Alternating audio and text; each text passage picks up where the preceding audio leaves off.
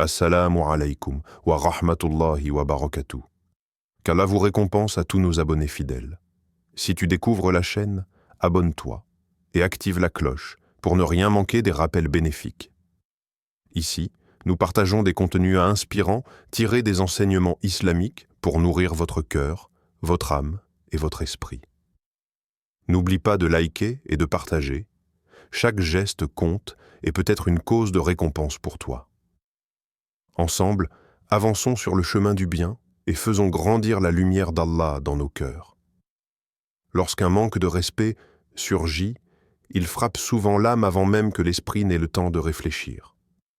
Le cœur se serre, la poitrine se tend, et l'ego réclame une réaction immédiate, comme pour défendre une dignité qu'il croit menacée. Pourtant, l'ego est trompeur. Il se présente comme un protecteur alors qu'il est souvent la source de nos plus grandes chutes. Il pousse à répondre dans la précipitation, à hausser la voix, à vouloir dominer l'instant, oubliant que chaque parole prononcée sans maîtrise laisse une trace dans le cœur. Dans la sagesse islamique, se contenir n'est pas une faiblesse, mais une puissance silencieuse. Celui qui retient sa colère au moment où il pourrait la laisser exploser accomplit un acte intérieur bien plus difficile que n'importe quelle victoire extérieure. Il s'agit d'un combat invisible, un djihad de l'âme, où l'on choisit consciemment de ne pas nourrir le feu par le feu. Se taire, respirer, observer ce qui se passe en soi devient alors une forme d'adoration discrète. Le silence n'est plus un vide, mais un espace où la raison reprend sa place et où la foi apaise l'agitation. Allah rappelle cette maîtrise intérieure dans le Coran lorsqu'il décrit les croyants sincères. Ceux qui répriment leur colère et pardonnent aux gens. Allah aime les bienfaisants. Sourate Al-Imran 3, 134. Ce verset ne glorifie pas la domination, mais l'élévation morale. Réprimer sa colère ne signifie pas nier la douleur, mais refuser de la laisser gouverner nos actes. Pardonner ne veut pas dire accepter l'injustice, mais préserver son cœur de l'amertume qui consume. Dans ces instants de tension, se rappeler qu'Allah voit tout transforme la perception de l'épreuve. Le regard des hommes est éphémère, leurs paroles passent, mais le regard d'Allah demeure. Chaque seconde de patience est comptée, chaque retenue est connue. L'ego, lui, cherche une victoire immédiate, bruyante, souvent stérile. La foi, au contraire, invite à une victoire profonde, durable, qui apaise l'âme même après que la situation soit terminée. Ainsi, maîtriser son ego face au manque de respect, c'est choisir de ne pas réagir selon l'instinct, mais selon la conscience. C'est préférer la paix intérieure au triomphe de l'orgueil.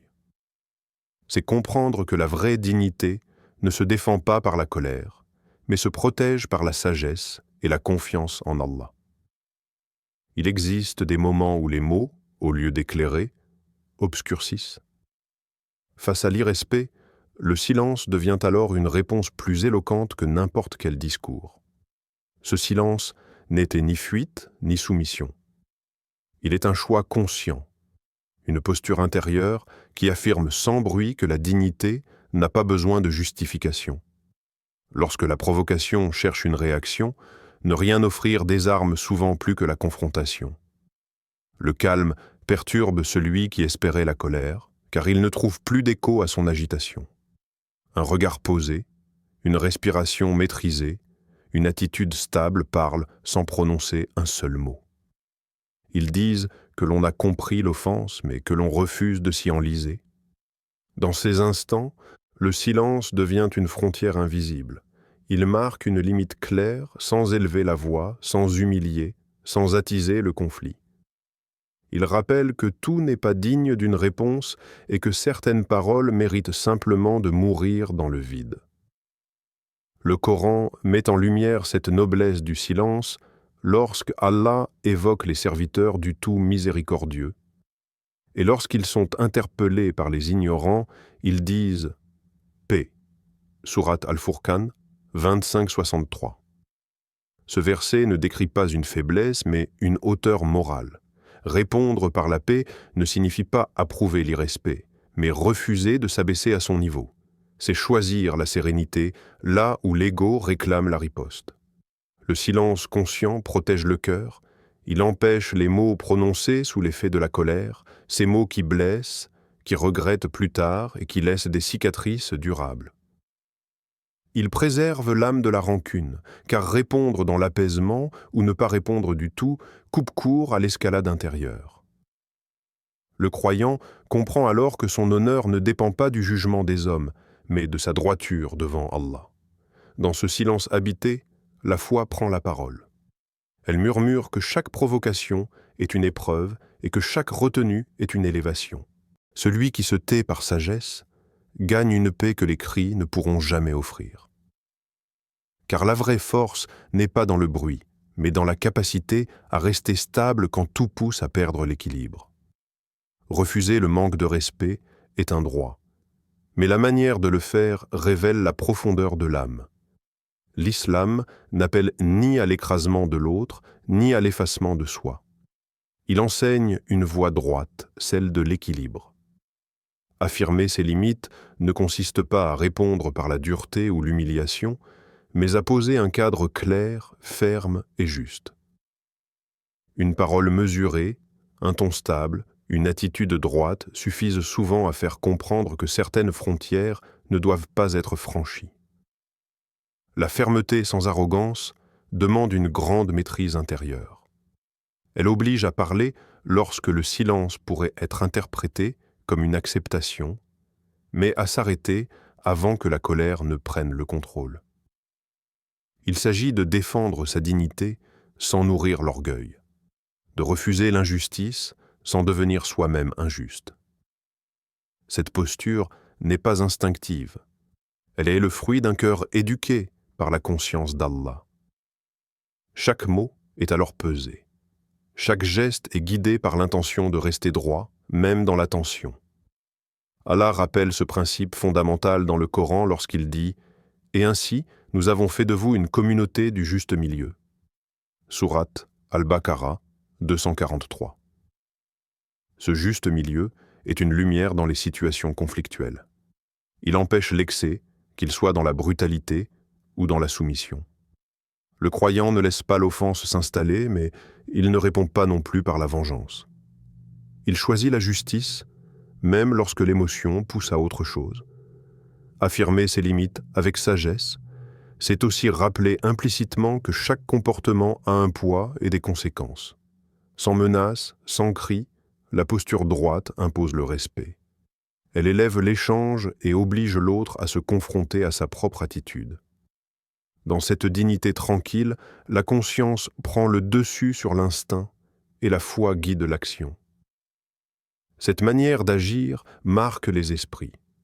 Même celui qui cherchait à rabaisser peut ressentir au fond de lui la force de cette stabilité. Car le respect durable ne naît pas de la peur, mais de la cohérence entre les paroles, les actes et les valeurs. Et cette cohérence est l'un des fruits les plus nobles de la maturité spirituelle. Lorsque le respect disparaît dans le regard ou les paroles d'autrui, le cœur peut vaciller. L'âme se demande alors si elle a perdu quelque chose, comme si sa valeur venait d'être diminuée. Pourtant, cette sensation naît d'une illusion profonde. Croire que l'honneur se donne et se retire par les créatures. En réalité, le respect véritable ne se trouve ni dans les paroles des gens, ni dans leur reconnaissance. Il vient d'Allah seul, celui qui élève et abaisse selon une sagesse parfaite. Celui qui attache sa valeur à l'opinion des hommes s'expose à une instabilité constante. Aujourd'hui loué, demain rabaissé, son cœur devient prisonnier des regards et des mots. À l'inverse, celui qui ancre sa dignité dans sa relation avec Allah trouve une paix que rien ne peut lui enlever. Même lorsque les autres manquent de respect, son cœur demeure stable, car il sait que sa valeur ne dépend pas de ce qui est dit, mais de ce qui est vu par Allah. Allah rappelle cette vérité essentielle lorsqu'il dit « Quiconque recherche la puissance, qu'il sache que la puissance appartient entièrement à Allah. » Sourate Fatir 35-10.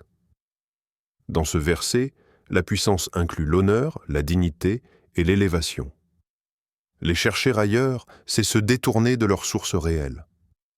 Les recevoir d'Allah, c'est les recevoir sans crainte de les perdre. Cette certitude agit comme un apaisement intérieur.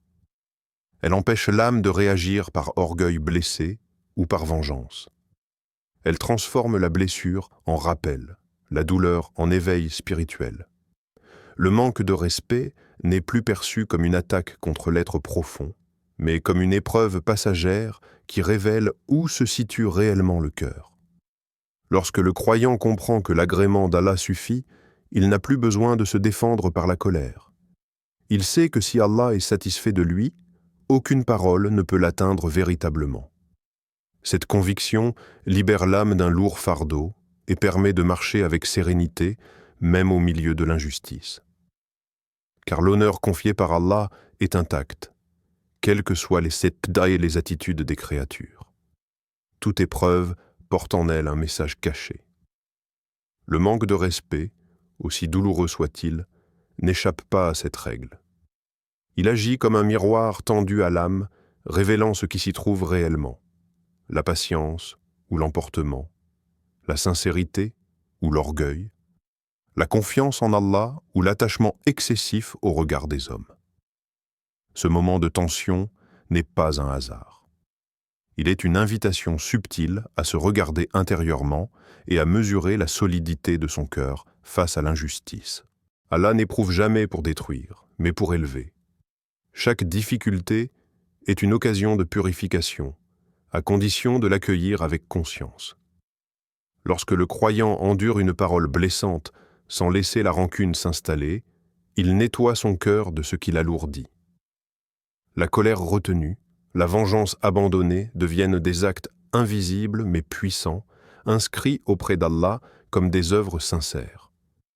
Ce choix transforme la douleur en élévation et l'injustice en moyen de rapprochement spirituel.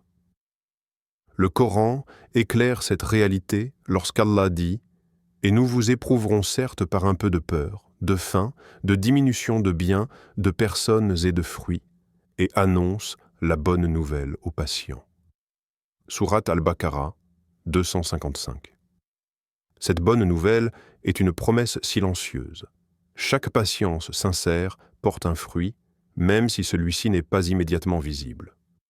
Choisir la patience ne signifie pas aimer l'épreuve, mais accepter qu'elle ait un sens. À cet instant, la souffrance cesse d'être vaine. Elle devient une forme d'adoration discrète, un dialogue intérieur entre le serviteur et son Seigneur.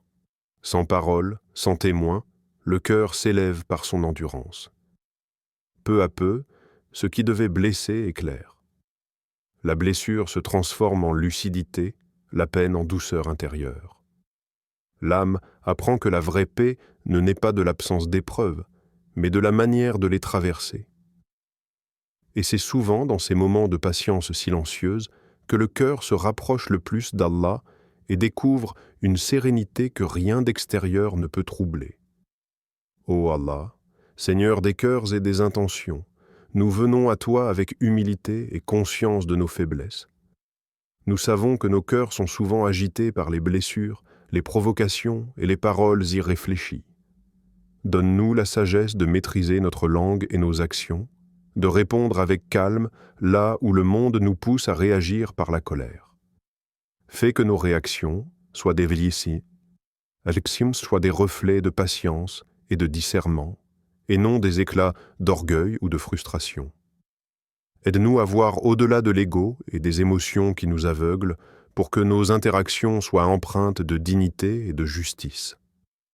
Purifie nos intentions, ô Créateur, car trop souvent, ce qui semble juste à nos yeux est voilé par nos désirs. Guide-nous vers la sincérité dans chaque geste, dans chaque mot, dans chaque pensée.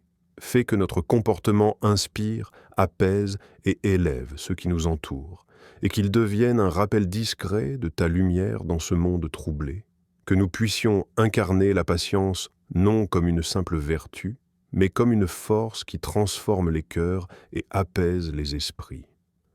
Élève-nous par la patience, car elle est le socle sur lequel repose la grandeur des croyants.